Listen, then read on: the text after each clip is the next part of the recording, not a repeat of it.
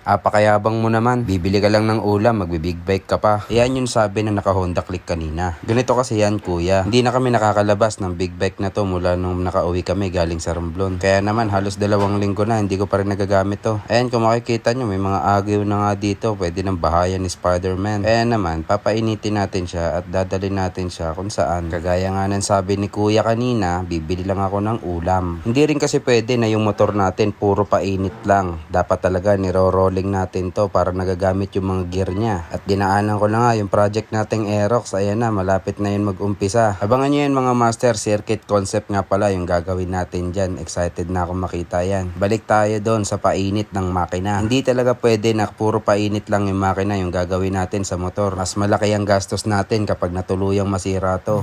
Painit. Kaya pala ginamit mo. Karagis, masisira na lang sa garahe to eh. Mahirap kasi pag marami. Totoo. Masailan ako sa gamit, lalo sa mga motor ko. Meron pang nakapagsabi, huwag ko raw gamitin para hindi masira. Mali, gamitin mo ng gamitin para hindi masira.